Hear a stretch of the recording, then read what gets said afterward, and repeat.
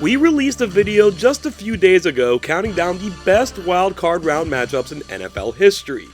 Well, where there is a best, there is a worst, and this channel isn't exactly shy about highlighting the worst. With the 2024 wildcard round now in the books, we're going to count down the worst wildcard round matchups in NFL history. And we will be doing that, like we always do, by using C-Score, this channel's metric for evaluating each and every team during the Super Bowl era. For a deeper explanation of C-Score, please check out the description of this video. We're doing this the same way we did the best list. We take the combined C-Score of the two teams in question and add them up. The lower that total, the higher that matchup will rank. 2024 had a pretty good playoff field, so none of these matchups were even particularly close to making this list, with all of them scoring double digits in combined C-Score. And again, just for clarity, playing in the wildcard round does not mean the team in question made the playoffs as a wildcard team. Thank you for joining us today. It's time to get this thing started. The most recent entry of our previous countdown was at number 1. In this countdown, our most recent entry is going to be at number 10. We're heading toward the NFC in the 2022 season and the matchup between the New York Giants and the Minnesota Vikings. The Giants were the 6th seed in the NFC, finishing behind the Philadelphia Eagles in the NFC East with a 9-7-1 record, but they were outscored on the season by 6 points. Their opponents are probably the most fraudulent team of the entire Super Bowl era, the Minnesota Vikings, who had a 13-4 record despite being outscored on the season by 3 points. That record and the NFC North title got them the 3 seed. The Giants are underwater in C-Score, but not by a whole lot. The Vikings barely clear 2 points. Their combined total is 1.442. Part of what made the Vikings so fraudulent was their 11-0 record in one-score games. That did not carry here as they lost 31-24 on Kirk Cousins' sad little pass on 4th and 8. In the very next week, the Giants got smashed by the Eagles, 38-7. We're going to go back in time almost 40 years for our number 9 entry. This is from the 1983 AFC wildcard round. This matchup between AFC West rivals, the Seattle Seahawks and the Denver Broncos. Both of these teams finished 9-7, and both of them finished behind the Raiders in the AFC West. The Broncos got the 5th seed here. They were outscored on the season. Seattle got the 4th seed. They actually were able to outscore their opponents by 6 whole points. These C-scores are almost reverse opposites. The Broncos, negative 5.71, Seattle, 5.787. That's just enough to leave them in the positive though. Their combined score is .077. Those numbers all tell us Seattle was the better team, and they proved it in this game by cruising to a 31-7 victory. They actually knocked off the Dolphins in Miami the following week, before meeting up with those same Raiders in the AFC title game, where they got handled by a score of 30-14. Our number 8 entry gives us a very infamous year in NFL playoff history, especially coming out of the NFC. This is the 2004 season. The matchup here is the Minnesota Vikings and the Green Bay Packers. The Vikings were an 8-8 team, but they were able to make it into the playoffs as the number 6 seed. They finished behind the Packers in the NFC North. They were 10-6 and got the 3rd seed. Minnesota was underwater in C-scored around negative 3.5. The Packers couldn't quite hit 2. So we've now hit negative territory already with a minus 1.576 between these teams. Yet it was the Vikings who went into Lambeau Field and got the win 31-17, with Randy Moss supposedly doing the most disgusting thing ever. They got into the second round but couldn't get past the Eagles, losing 27-14. We're on to number 7. We're going to stay in the NFC. Spoiler alert, we're going to be in the NFC a lot here. This is the 2014 season. The matchup in question, the Arizona Cardinals and the Carolina Panthers. Now, the Cardinals were an 11-5 team. They just were in a division with Seattle, and they finished second place. They got the 5th seed. The Panthers were a losing team, finishing 7-8-1, being outscored by 35 points, and being in the bottom half of the NFL in points scored, points allowed, and bottom 10 in strength of schedule. But they did win the NFC South and were given the 4th seed. It wasn't enough to save that C-score though, which is pushing negative 7.3. The Cardinals are in the positive at 5.6, but not enough to pull this out of the negative in total. This score is minus 1.658. This was pretty much a forgettable kind of game. With the Cardinals ravaged by injuries, the Panthers rode their home field advantage to a 27-16 victory. They lost the following week to Seattle by 2 touchdowns, but it is worth mentioning that the Cardinals and the Panthers were the 2 teams who played in the NFC Championship game the following season. Our number 6 entry gives us a wild card matchup from the first season of wild card matchups. This is 1978 in the NFC between the Philadelphia Eagles and the Atlanta Falcons. Both of these teams went 9-7 and finished second in their division.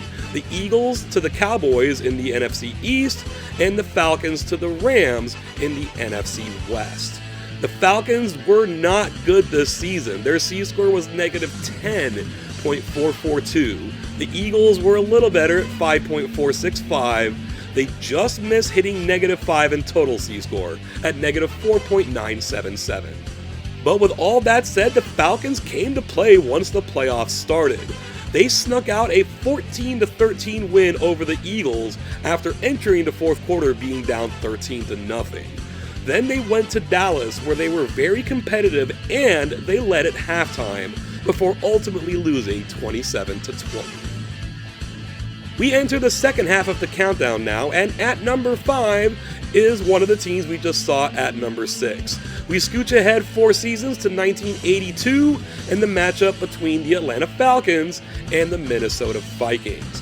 Now this matchup does come in a strike-shortened season, but both teams had winning records at 5-4, and the Falcons were the 5 seed and the Vikings were the 4, so we're going to go ahead and count it. They were both outscored on the season, but Minnesota had enough else going for it to pull out a positive C-score just over 2. Atlanta, on the other hand, a lot closer to negative 8. The combined total here, negative 5.794. In what was essentially an even matchup, the Vikings were able to take the home field advantage and put it to use, winning this game 30-24. They then went to Washington, the NFC's top team and eventual Super Bowl champions, and played well somewhat, at least defensively, losing the game 21-7. Our number 4 entry is our 5th consecutive NFC wildcard matchup. This one is in 1998 between the Arizona Cardinals and the Dallas Cowboys. At this time, these 2 teams were both in the NFC East. The Cardinals finished second in the division, going 9-7, getting the number 6 seed. The Cowboys won the division at 10-6, getting the 3rd seed. Only 1 game separated them in the standings, but by point differential, the Cowboys were 159 points better. The Cardinals really dragged this down with their C-score at negative 15. The Cowboys actually have the highest C-score of any team on this list at 9.358. The combined total achingly close to negative 6 at minus 5.998. But in one of the biggest upsets in NFL playoff history, the Cardinals not only won, but handled the Cowboys by a score of 20-7. Their reward, though, was going to Minnesota to play the team that just set the NFL record for most points scored in a season. And they were no match against that juggernaut, losing 41-21. At long last, we return to the AFC for our number 3 entry.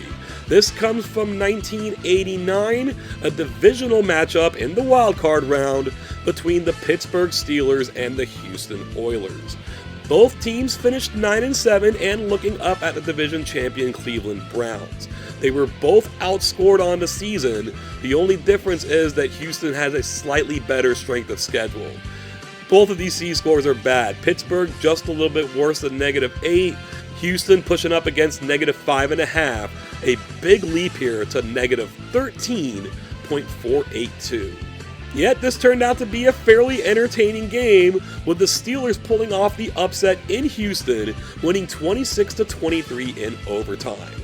In the following week, they put the fear of God in the number 1 seeded Broncos, only losing by a single point.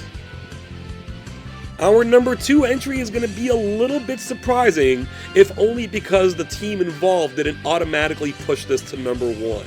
This is the 2010 NFC wildcard round. The matchup is between the New Orleans Saints and the Seattle Seahawks. The Seahawks team has been covered once or twice on this channel. The worst team to ever make the NFL playoffs, not just because they were 7-9, but because they were outscored by nearly 100 points against the league's 3rd easiest schedule. But they were NFC West champions and got the number 4 seed. Their opponent will be the New Orleans Saints, defending Super Bowl champions, but 2nd place in the NFC South this season at 11-5. Their C-score is 6.97. Seattle's lower than -21, giving us a combined total of -14.064. The Beastquake. That might be all that needs to be said about this game. The Seahawks pull off the upset, winning 41-36. They went to Chicago the next week and lost 35-24 in a game that wasn't as close as the score might indicate. So, if the 2010 Seahawks were left out of the number 1 spot, who might have actually taken their place? Why, another Seahawk team, of course. We head to 2004, it is the Seahawks against the St. Louis Rams. The Rams finished 8-8 and were outscored by 73 points in the bottom half of the league in points scored, points allowed, and strength of schedule. They finished behind the Seahawks in the division, but because the NFC was so weak, even at 8-8 they grabbed the 5th seed. Seattle was the 4th seed. They were 9-7, only outscored by 2 points, but they did play the league's easiest schedule. Both of these teams are in the negative, Seattle at 5.6 and the Rams in the depths at around 13.3. The total combined C-score here, -18.988.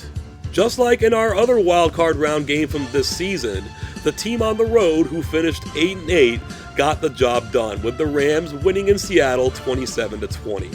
Yet they were blown off the field the following week in Atlanta by a score of 47-17.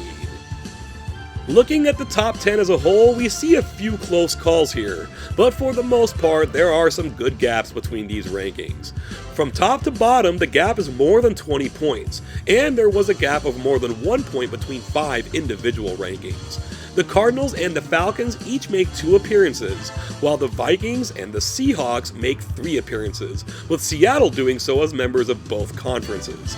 It was split right down the middle, with home teams and road teams each winning 5 games. The NFC just about ran the gamut here, claiming 8 out of the 10 spots, including 7 of the top 8. And it was an AFC team, the 1983 Seattle Seahawks, that was the only one to win another game, winning exactly 1. Thank you so much for getting this far into the video. If you wanted to give it a like and some shares, I wouldn't dream of stopping you. Hit that subscribe button and ding that bell as well to be notified about all future videos. Let me know what you think about all of this. I do believe that most of these matchups were fairly obvious, but was there another matchup you thought you might see? Do you think it's fair for relatively good teams like the 2011 New Orleans Saints or the 1998 Dallas Cowboys to be dragged into this based on the weakness of their opponents? Share your thoughts on this or anything else you may have on your mind down in the comments section below.